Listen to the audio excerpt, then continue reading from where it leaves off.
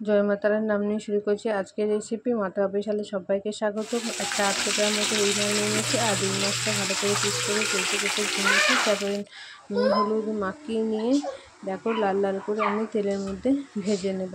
তবে মাছগুলো ভেজে তুলে নিয়েছি আর তারপর পেঁপেটা আলুটা লম্বা করে কেটে নিয়েছিলাম, তো ভালো করে ধুয়ে নিয়েছি। তো কড়াইয়ে তেলের মধ্যে দিয়ে দিলাম, তেল গরম হয়ে গেলে এবারে হালকা হলুদ দিয়ে লাল লাল করে আমি কিন্তু পেঁপেটা আর আলুটা ভেজে নেব। কারণ পেঁপে আলুটা ভাজলে তরকারির টেস্টটা বাড়বে। আর রুই মাছটা বড়ই ছিল, তরকারির স্বাদটাও কিন্তু খুব সুন্দর হবে। পাতলা এই ঝোলটা কিন্তু খেতে ভালোই লাগে। তোমরা বাড়িতে বানিয়ে খেয়ে দেখবে, তোমাদেরও আশা করি ভালো লাগবে।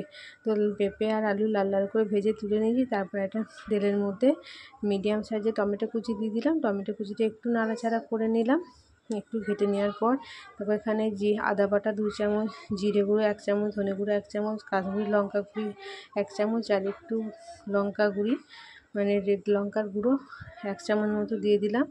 একটু ঝাল ঝাল একটু নুন মানে পরিমাণটা সঠিক হতে হবে, তাহলে কিন্তু ঝোলটা খেতে ভালো লাগবে। আর এই ঝোলটা দিয়ে কিন্তু পুরো ভাতটা খাওয়া হয়ে যাবে।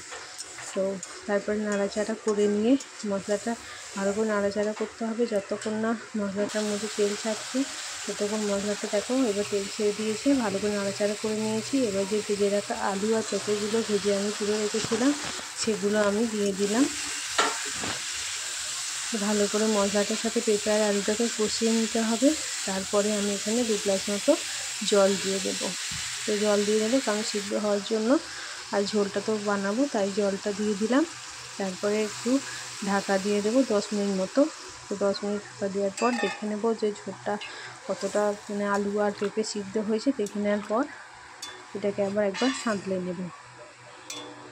তো ঢাকা দিয়ে দিয়েছিলাম আর তারপর দেখো সিদ্ধ হয়ে গেছে, দেখে নিয়েছি। তারপরে কড়াইয়ে তেজপাতা 5 ফোড়ন কাঁচা লঙ্কা ফোড়ন দিয়ে ঝোলটা ধরে দিলাম। এরপর রুই মাছটা দিয়ে ফুটিয়ে নিলে একদম রেডি হয়ে যাবে রুই মাছের পাতলা পাতলা আলু পেঁপে দিয়ে ঝোল। তো আমার এই রেসিপি তোমাদের যদি ভালো লেগে থাকে চ্যানেলটিকে অবশ্যই সাবস্ক্রাইব করে দিও বন্ধুরা, পাশে থেকো। কেমন লেগেছে কে কোথা থেকে দেখছি একটু জানিও। তো দেখো মাছগুলো দিয়ে দিলাম, মাছগুলো দিয়ে একটুখানি ফুটিয়ে নেব। তারপরে এটাকে আমি নামিয়ে নেব। তো দেখো একদম ফুটিয়ে নিয়েছি আর কাঁচা লঙ্কা দিয়েছি, আর কত সুন্দর হয়েছে। ভালো লাগলে চ্যানেলটিকে সাবস্ক্রাইব করে দিও বন্ধুরা।